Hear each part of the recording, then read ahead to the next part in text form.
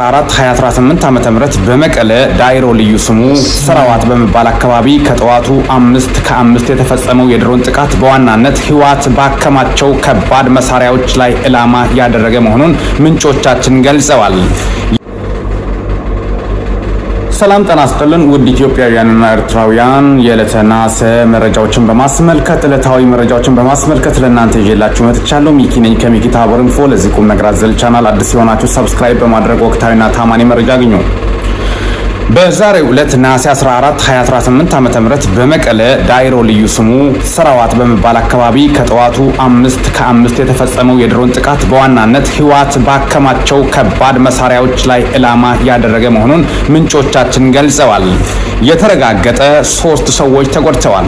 ከጥቃቱ በኋላ ከባድ ፍንዳታዎች በተደጋጋሚ ተሰምተዋል። ከዚህ በተጨማሪ በዚሁ አካባቢ አመራሮች ስብሰባ እንደነበራቸው ምንጮች ጠቁመዋል። 3 ሰዎች፣ አንድ ወንድ 2 ሴት ላይ ጉዳት ደርሶ ወደ ሆስፒታል ገብተዋል። በትግራይ ክልል የአሰሳ ድሮኖች 24 ሰዓት እየበረሩ ይገኛሉ።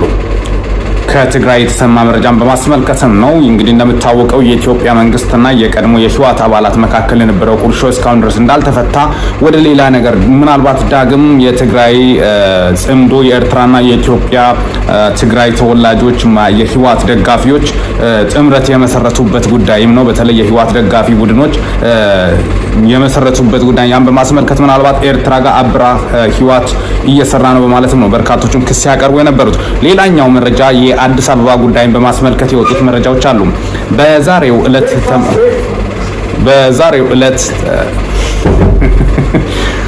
በዛሬው ዕለት ተመካካሪዎች የተሰሙባቸውን ምክር ሀሳቦች ለ4000 ጉባኤተኞች አቅርቦ ያጸድቃሉ ተብሎ ቢጠበቅም የኦሮሚያ ክልል ተወካዮች አዲስ አበባን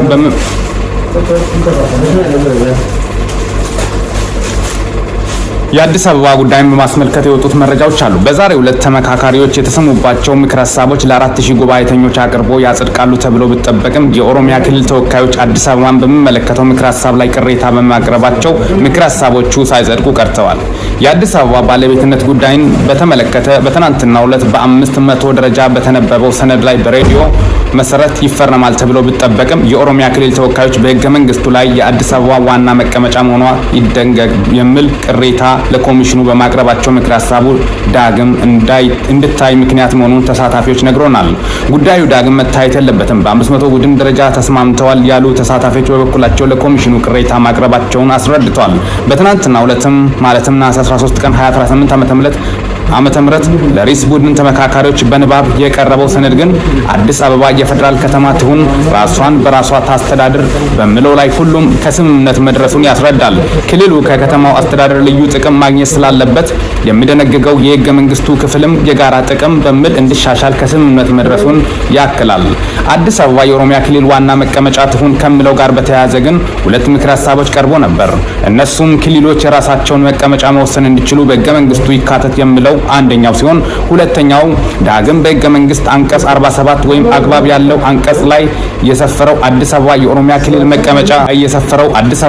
ክልል መቀመጫ ከመሆኗ ጋር በተያያዘ ከተማዋንና ክልሉን የሚመለከቱ ጉዳዮች በህግ ይወሰኑ የሚል ድንጋጌ ይካተት የሚሉ ናቸው።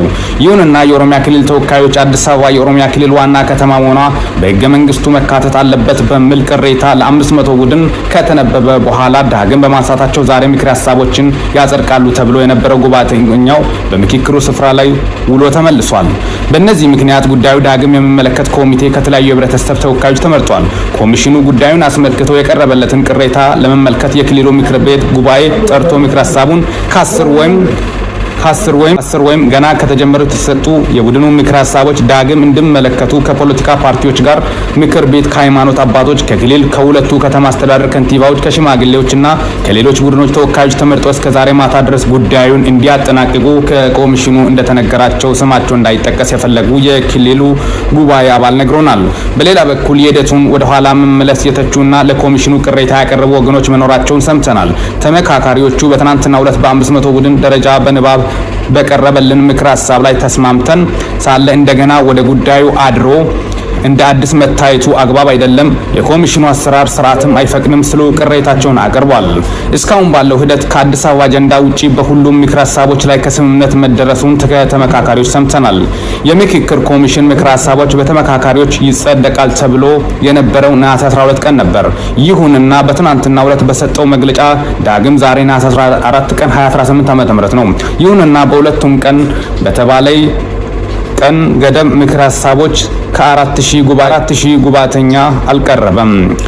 ሸገር ራዲዮ ነው የመረጃ ምንጫችን። እስካሁን ድረስ እንግዲህ የአዲስ አበባ ጉዳይን በማስመልከት እንግዲህ የኦሮሚያ አጠቃላይ ውሳኔውን በማስመልከት እስካሁን ድረስ ከውሳኔው እንዳልደረሱ ጭምርም የደረሱን መረጃዎች ያሳያሉ። የአዲስ አበባ የባለቤትነት ጉዳይ ለረጅም ዓመታት በተለይ በኦሮሞ ማህበረሰብ ዘንድ ሲጠየቅ የነበረ ጉዳይ እንደሆነ ጭምርም በዚህ ዙሪያ እንግዲህ የኦሮሚያ ክልል አጠቃላይ አባላት ውሳኔያቸው ነው።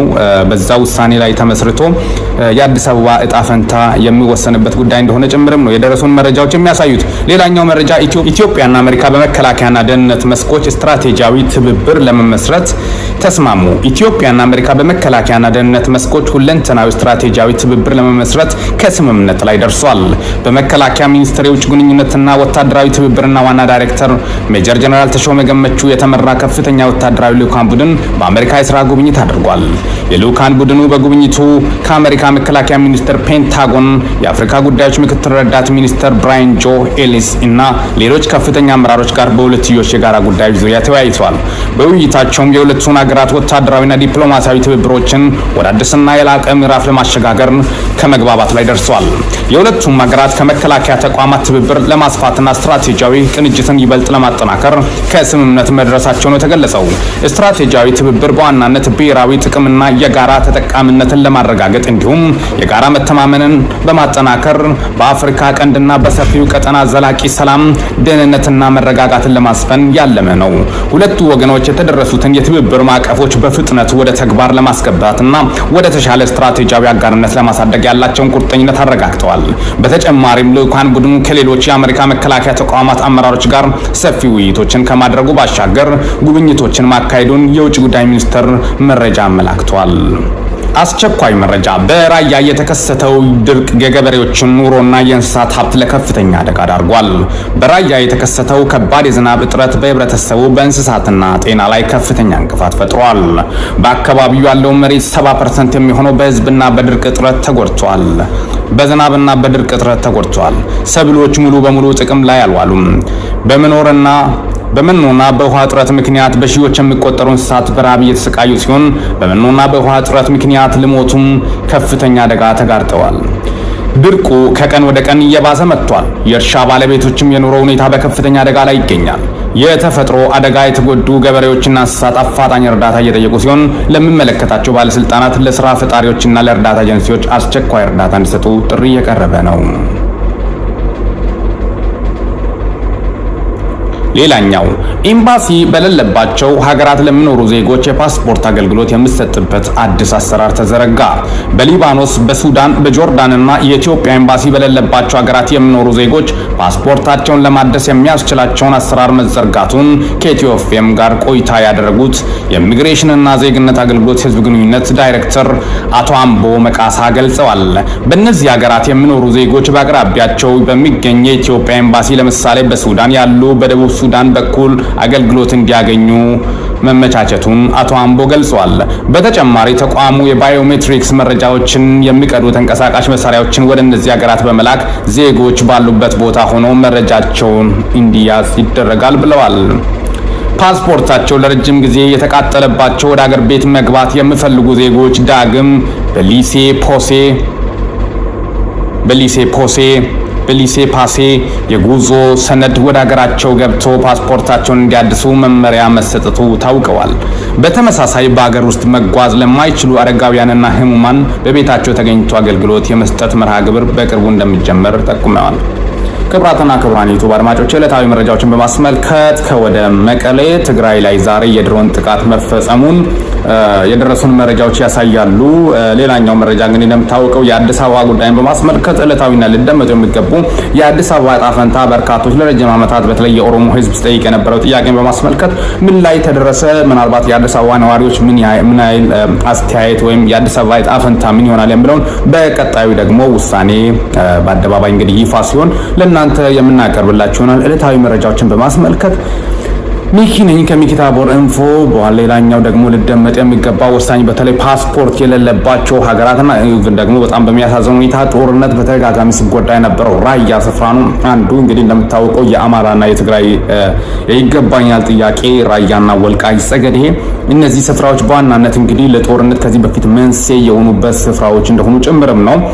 እነዚህ ስፍራዎች እንግዲህ በዋናነት ጦርነት ሲካሄዱባቸው ከቆዩት በተለይ በከፍተኛ ሁኔታ ጦርነት ሲያስተናግድ አሁንም አልፎ አልፎ ተኩስ ልውውጥ የሚካሄድበት ስፍራ ነው ራያ ነው። ራያ ላይ ደግሞ የተሰማው እጅግ አሳዛኝና የድርቅ ጉዳትን በማስመልከትም ነው። አጠቃላይ ዕለታዊ መረጃዎችን በማስመልከት በቀጣይ ምን ይፈጠር ይሁን፣ በተለይ መንግስት ደግሞ እዚህ ቦታ ላይ ደርሶ የህዝቡን ነገር ይፈታል ወይ የሚለውን ነገርም ነው። አጠቃላይ እንግዲህ ዕለታዊ መረጃዎችን በቀጣይ ፊክስ የተደረጉ ጉዳዮችን ካሉ ለእናንተ ይዘንላችሁ የምንቀርብ ይሆናል። እስካሁን ድረስ አብሬያችሁ ቆየሁት። ሚኪ ነኝ ከሚኪ ታቦር ኢንፎ። ይህንን ቻናል ሰብስክራይብ በማድረግ ወቅታዊና አጫጭር እንዲሁም ልደመጡ የሚገቡ መረጃዎችን ያገኙ። ለሰዓታት ያሉኝ መረጃዎችን ይመስላሉ። በወቅታዊና አጫጭር መረጃ እስከምንገናኝ ድረስ በያላችሁበት ዓለም ክፍል ሰላም ያቆያችሁ።